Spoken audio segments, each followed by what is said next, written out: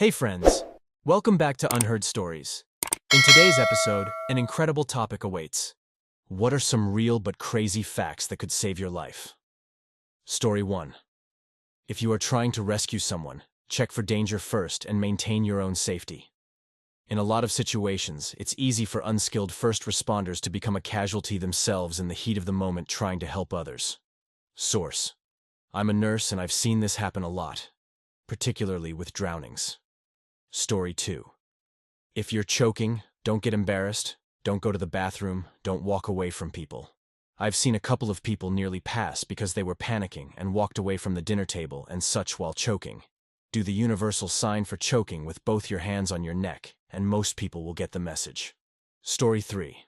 Not too crazy, but if someone is acting drunk but doesn't have any alcohol, ask them to smile.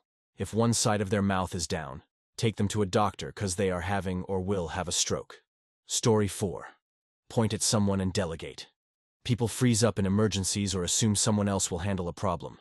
Point at someone and say, "You guy in the blue shirt, go to the gate and tell the ambulance where we are. Mom, please go with him." Don't ask, "Does anyone know CPR?" Point at someone and ask if they do. Even if they don't, people are more likely to step forward in fear of being asked next and judged for not acting sooner than volunteering from the beginning. Story 5. Suppose you find yourself stranded in a desert, ration sweat, not water. Of course, don't drink all of your water in one go, but the rate at which you'll dehydrate and overheat if exerting yourself, walking or hiking too fast or climbing over obstacles in the heat of the day, will end you much quicker. Many people are found pass it away, with water, which is terrifying. I can't believe just how many people in the show I Shouldn't Be Alive rest at night and march in the day in the desert. Madness. Edit. Because lots of responses. Yeah, there are dangers associated with walking in the dark. There could be trip hazards and dangerous wildlife, etc. With a lot of cloud cover, navigation could be impossible, at which point you would restrict travel to dusk and dawn. On a clear night, you actually have a better chance of navigating via the North Star or Southern Cross than you do in the day. Your eyes will serve you pretty well in starlight and moonlight, assuming you are indeed lost and aren't familiar with landmarks. All this assumes you don't have a map or compass, classic candidate for I shouldn't be alive. Once the sun is very high, it doesn't do a great job of telling you your bearing. But all this is tertiary to the first and second rule of getting found when lost. Tell someone where you are going, and stay put when you realize you are lost. If you're with a vehicle, stay with the vehicle. If you've walked off the trail, you might only be 200 meters from the trail when you realize it. But if you aren't 100% sure about going in the right direction to find it again, you should stay put. Otherwise, after a few hours of stumbling the wrong way, you might have walked out of the main search area. Story 6. If you drive after being awake for 24 hours, your response times are impaired, the equivalent of somebody just over the drink driving limit. Story 7. When caught in a rip at the beach, just swim slowly along the beach, parallel to the shore until you feel the pull ease up, then swim towards the shore. This works if the rip is carrying you away from shore. It won't work if you're caught in a longshore current.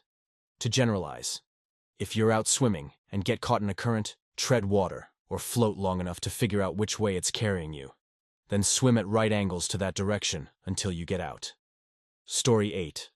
If you ever have to rescue a drowning person, throw them something to grab onto beside yourself. As a child, maybe 7 years old, I encountered my 4-year-old brother drowning in our pool after the maintenance guys left the fence open. I jumped in and grabbed my brother, who proceeded to try and drown me to get above water. I walked along the bottom holding my breath with him on my shoulders until the edge. I didn't think about it too much until I had kids of my own. I relive it in nightmares. I have pretty severe anxiety about my kids around water. I pass away in those dreams rescuing them a lot. I feel like I learned some of those dangers the hard way, but not the hardest way. Story 9. If the ocean water suddenly recedes at the beach, you're at a tsunami is probably coming. Run. Don't look at the fish. Story 10. EDK, why this one is missing. When you see someone faint, don't help him stay up. Gently catch and lay down as soon as possible. They're fainting because the brain needs blood to stay alive. Keeping them upright will prevent this. If you feel lightheaded, lay down so that no dumbass will try to keep you on your feet. If you suffer from any condition that causes fainting, explain this to people around you. Story 11. People who are looking for trouble are less likely to go for you if you say hi or just let them know you are aware of them, such as by greeting and introducing yourself. I worked overnight at a gas station when I was younger. I always greeted everyone immediately for this exact reason, especially if it was someone I hadn't seen before. This actually kept me from getting robbed one night. A guy came into my store and I just said something like, "What's going on, man?" or something like that, and he seemed caught off guard, and then said he forgot his wallet in the car and drove off. He immediately went and robbed the store down the street. Luckily, no one was harmed, but still pretty crazy. Story 12. If you crash into an electrical pole, immediately call 911, or your country's equivalent, and stay in the car. You could have downed an electrical wire, and the wire would still be live. Assume the entire area around your car is electrified. Only get out of the car if there's an immediate danger, such as a fire. When you exit the car, make sure both feet touch the ground at the same time. Only take small, shuffling steps, and make sure both feet are touching the ground at all times. There were 2 teenagers from my hometown who were electrocuted after an accident like this. Story 13. If someone is trying to end your life with a pillow by pressing it down on your face, just rotate your head to the side, and there will be a small air pocket for you to breathe. They'll probably still try to end you afterward, but at least you can survive for longer. Story 14. If it's cloudy outside and you suddenly feel static run down your body and your hair rise, better pucker them cheeks and drop to the ground. Lightning is about to hit dangerously close to you. I felt this on the top of Mount Lassen in California once when I was with a hiking group in college. Clouds rolled in sooner and thicker than expected that day, and shortly after summiting the mountain, I noticed the air was weird. I felt a lot of static electricity, and everyone's hair was up. We'd been hanging out eating lunch and our hiking guide told us we had to move now. In retrospect, IDK if maybe we should have sheltered and assumed the position and waited for a minute until the air cleared. But her priority was getting us off of the highest point as quick as possible. We had taken hours to hike up the mountain and we ran down that thing in half an hour. Lightning was striking everywhere and we were being pelted with hail. We made it out just fine, but the lightning started a lot of fires in the area. Summer of 2008. I'll never forget the uneasy feeling before lightning struck. My body knew what was happening before I did. Story 15. Don't swim towards the cute dolphins. Those animals will hit you with their tails and drown you if they feel like it. Seriously, they're big, strong, wild animals. And although they are generally pretty chill around humans, you really don't want to meet one in a bad mood. As a whole, we all underestimate the strength of animals. If a medium-sized fish is more than capable of breaking strong fishing poles, what makes you think an animal 15 times that size can't harm you? Story 16. Garage door. Springs will end you if you try to fix them yourself. Fact story 17. Did some swimmy stuff in the service, so here is some water survival advice.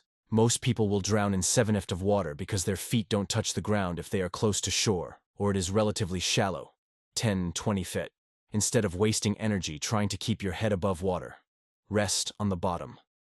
Jump in the direction of safety while swimming underwater as you come up to the surface. Then as you reach the top, take a few breaths, then sink to the bottom and repeat. You're basically walking underwater to an extent. Takes a lot of nerve to achieve, but if you can stay calm, it can and will save your life. Imagine drowning in 7 feet of water because you tried so hard to stay afloat when you could have just hung out on the bottom that's 2 feet below your feet. Horrible if it's too deep. Breathing in large amounts of air and holding your breath will help you effortlessly float with minimal treading. Also, pants and jackets can be used as flotation. Hard to describe here, but YouTube has plenty of demonstrations on how to trap air in them. Story 18. The rule of 3. 3 minutes without air. 3 days without water. 3 weeks without food. Prioritize water first in a survival situation. Edit. Many people are saying I missed 3 hours without shelter. I absolutely agree. It's very temperate this time of year here, so it wasn't at the front of my mind. Find shelter, then water in those cases. Story 19. If you ever find yourself in a situation where your car has fallen into water, get through the door as quickly as possible and that's it. You will not be able to open a window, power or manual, nor will you be able to open a door if it goes underwater. The longer you stay there, the more likely it is that you won't make it out alive. Story 20. If you are a woman living alone, make sure you have good curtains that completely block the view from the street or outside. Many women have been targeted for assault, and worse because a predator caught sight of them through an unobstructed window.